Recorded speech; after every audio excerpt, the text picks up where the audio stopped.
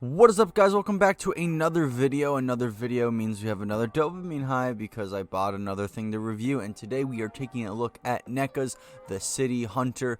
Obviously, this is continuing my NECA backlog that I've accumulated over the past weeks, and now I'm taking a bite out of it, and we are doing another Predator figure because I want to wait until I get the final alien variant for the Fireteam Elite series. And then once that happens, obviously, I'll start reviewing those Xenomorph variants. So today, we are taking a look at the City Hunter. And with all that said, but the lore segment for this guy is almost as short as the Jungle Hunter, because not much is known about the City Hunter outside of the second movie. But what we do know is that he is a newly blooded. This is his first off-world hunt. And because of the events from the first movie, the City Hunter was eager to choose Earth as his first hunting ground, and also because the elder of the Lost Tribe thought that the drug war going on in LA was a good challenge for our boy. And despite what happens to the City Hunter after the second movie, he does have some appearances in some other Predator media, but these are only mentions in photos. So he is mentioned in Predator Incursion, Predator Stalking Shadows, and the Predator novel. And he does have some non-canon appearances in the Predator Concrete Jungle video game and the new Predator Hunting Grounds video game. So with all that said and the little bit of lore I gave you out of the way, we can now move on to the figure. So looking at the box, we have some beautiful artwork of our boy, and then of course the logo down below. Looking at the back, we have some photos of the boy with a description of him and what he's doing in the movie. We open it up, we get another good photo of him, and then there is the figure with everything included, a bunch of goodies in there. Can't wait to show that off. So with all that said, opening him up, first impressions, visuals, looking good. I'm liking the paint, I'm liking the sculpt. You already know this, I'm a sucker for NECA.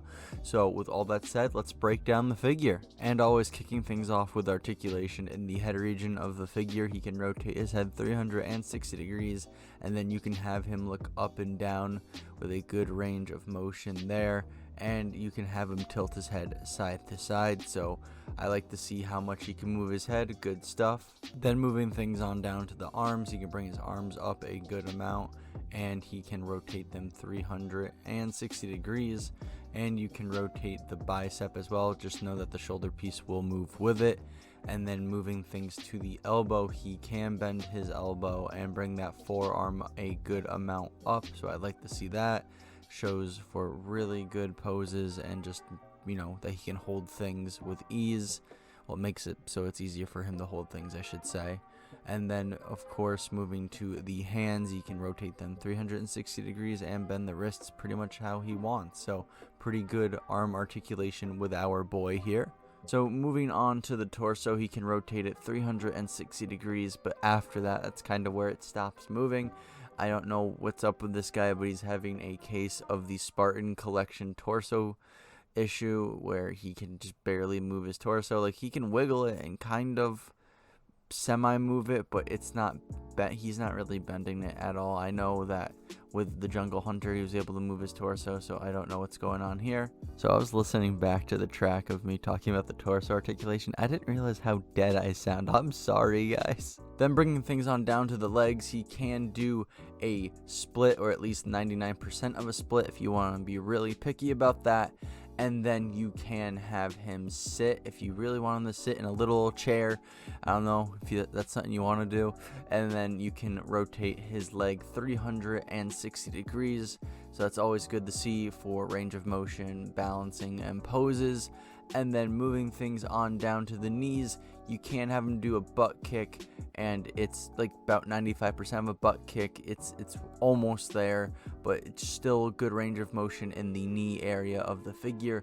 And then moving things on down to the foot, you can rotate his foot 360 degrees as always, and you can kind of bring it back and forth, but you can't really tilt it any other way. It does feel a little stiff in my opinion, but it's not a deal breaker. It's not the end of the world.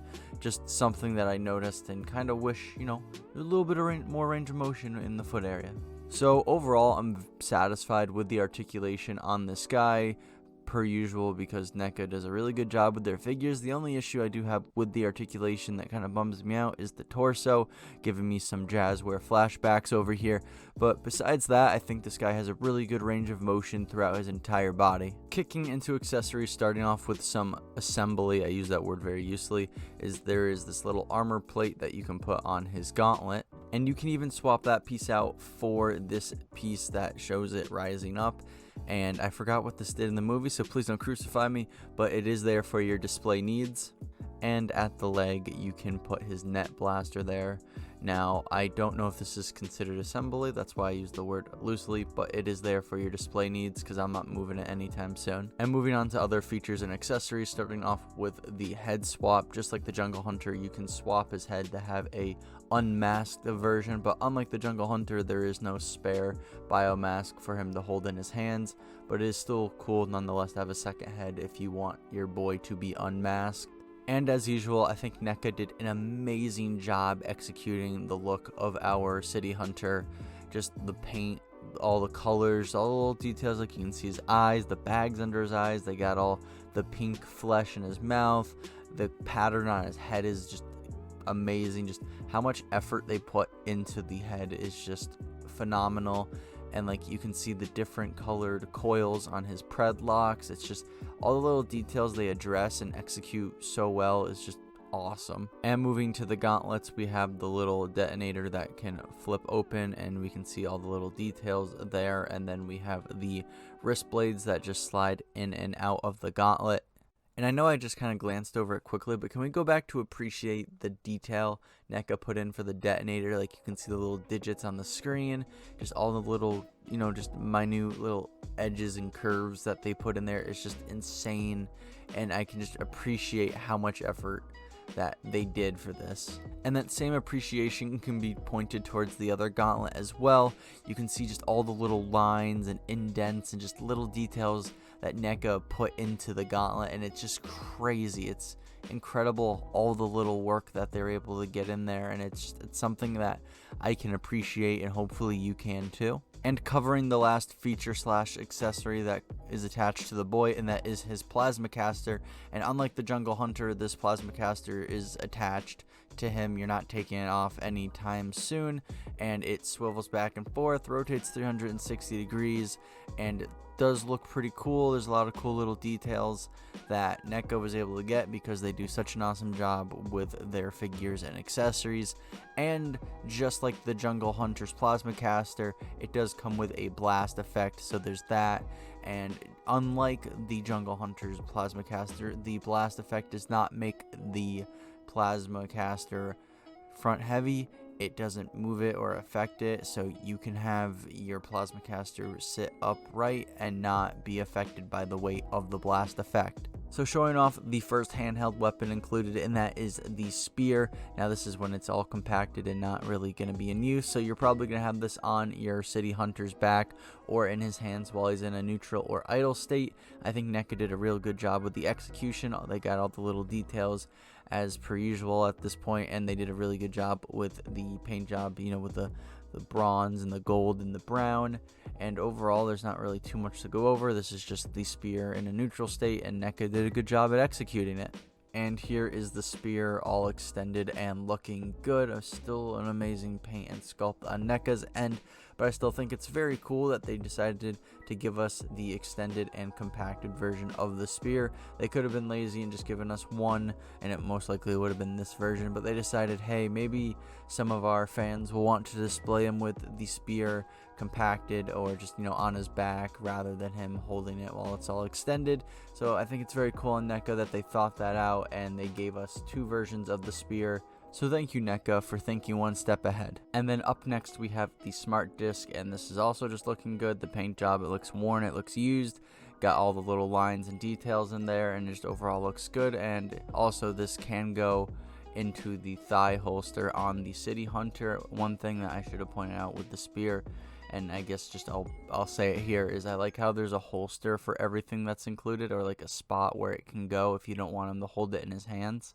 And it kind of seemed like this was a given that this accessory was included, seeing the significance of it throughout the movie, and also that the holster is literally it's a part of his outfit, so they would have had to give us this anyway. And there is one thing I actually have an issue with when it comes to this accessory, and it seems like it's a little difficult to get him to hold it.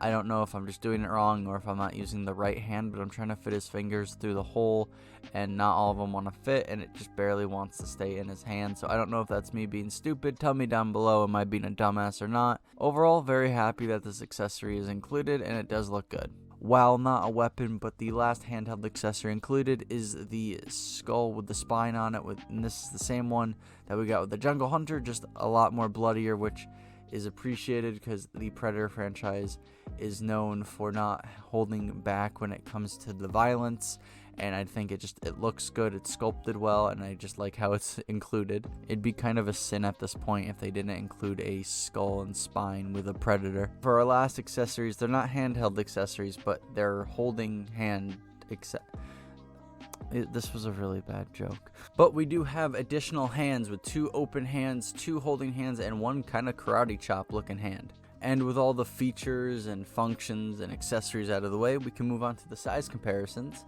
just to have reference for how big this boy is. Starting off with NECA's very own Alien Xenomorph. Then we have Jazzware's Halo the Spartan Collection Mark 7 from the Spartan 2 pack. Then we have Jazzware's World of Halo Infinite Master Chief. Then we have Hasbro's Star Wars The Black Series Republic Commando Sev. And finally, we have McFarlane's Doomslayer. And for everyone except for Halo Infinite Master Chief and Doomslayer, I do have for reviews up on the channel, so if you want to go see those after this, you're more than welcome to. And here we are at the turntable segment of the video, where I just go over an overview of what I like, dislike about the figure, and y'all are more than welcome to go down in the comment section below and branch off of what I say, create a discussion, and just keep talking about this stuff, because I like talking about this stuff. So going into what I dislike about this figure first, just to get that sour stuff out of the way. Like with much NECA figures, there's not too much I dislike about this figure. There is one big glaring issue I do have, and that is the articulation in the torso region of the figure. If you follow this channel, you know that torso articulation is a big deal to me, because I have a vendetta with it with the Jazzware Spartan collection of figures, because their torsos are atrocious, and I believe that they shouldn't be atrocious. And here we're having this issue where his torso articulation is a little iffy. He can kind of wiggle and wobble around, and he can rotate 360 degrees, but he kind of can't really bend back and forth or tilt side to side and stay there. It's just kind of wiggling and wobbling, and that is just something that I find unfortunate, and hopefully this doesn't continue as I review more Predator figures. And the only other thing I can think of that kind of irks me about this figure, and like I said, I don't know if this is me being a dumbass or I'm just using the wrong hand or what, but I kind of wish it was just a little bit easier for our City Hunter to hold the smart disc, because I know there's probably some people out there who are going to want to display their City Hunter with the smart disc in his hand, but they probably won't be able to because of how hard it is for him to hold the disc in his hand. Now, like I said, this could be me being a dumbass and that this isn't an issue for anyone and I'm just missing something, but just me personally, I found it hard for him to hold the smart disc. And then after that, what's there not to like about this figure, unless you have some personal vendetta against the City Hunter himself? There's so much good going on for this figure. This is a good looking figure, this is a good feeling figure. It's just like all the little details that NECA were able to get down. I kind of went over it as the video went on, just with the gauntlets, his armor, his pred locks, just everything is painted almost perfectly. And something I didn't even point out during the Jungle Hunter video is the netting. Someone had to paint that, and it doesn't look smudged, it doesn't look messed up, it's perfect lines. Someone had to paint that, and they did it nearly perfectly, unless they have some machine do it, but just someone had to do that, and it looks really good, and it doesn't mess with his skin or any of his markings. It's just the amount of detail that was done on this guy looks really good, just sculpting and paint wise. And overall, despite having that one issue with the torso area, this is a really good feeling figure. Arm movement is good, leg movement is good, head movement is good. It's just that torso area that kills me. And at least this guy's torso, unlike the Jazzware Spartan Collection figures, he can rotate 360 degrees and kind of wibble wobble, but it still feels stiff and fairly limited, which does bum me out. But overall, very good range of motion in this figure. And the last big, bullet point that makes this a good figure, or what I like about this figure I should say, is the amount of accessories. Just there's so much going on. He comes with a spear, the extended and compact. He comes with the smart disc. He comes with a blast effect for his plasma caster. He comes with a skull with the spine attached. He has multiple hands. He has a swappable head. There's just so much going on for this figure that it's definitely worth the $40, because if you look at like 1,000 toys figures, those are 100 plus, and they come with really good articulation, they look good, and they come with a handful of accessories. This Predator looks good, feels good, comes with a handful of accessories, and is only $40. Yes, I do wish that they went back to the $25 price point. That would have been amazing, but for $40 you get what you pay for, and this is just, all the little things you get are phenomenal. So if you couldn't tell already, I highly recommend this figure. Good looking, good feeling, and comes with a bunch of accessories with very minor issues, and one of them's more of me just probably being a dumbass. So there's only really one issue with this figure in my opinion, and then there's all these good things that I praise every NECA figure for. So with all that said, let's move on to the outro. So with all that said, I really do hope you enjoyed the video. My wallet will be crying by the end of the year with seeing how many Predator figures I will probably be buying, because of how awesome the quality of these guys are. But if you did enjoy the video, a like and a subscription would be awesome. You don't have to comment, because that's a lot of effort, and I'm a lazy bastard, so I get it. But if you do want to branch off and give me your thoughts down below and create a discussion, you're more than welcome to. I will respond, because I like talking about this stuff. And you don't have to touch the bell. We both know the bell is fucking broken, so don't worry about that shit. So if you like this video, there's more stuff like this on the channel. You can do whatever you want with that information. I got more NECA stuff, I got Star Wars stuff, I got Halo stuff. And with all that said, have a good fucking day. Stay hydrated. If you won't, I'll fucking kill you. Please don't get mad because I compared NECA with 1,000 Toys. I know they're completely two different companies. I'm just saying that they have a lot of similarities.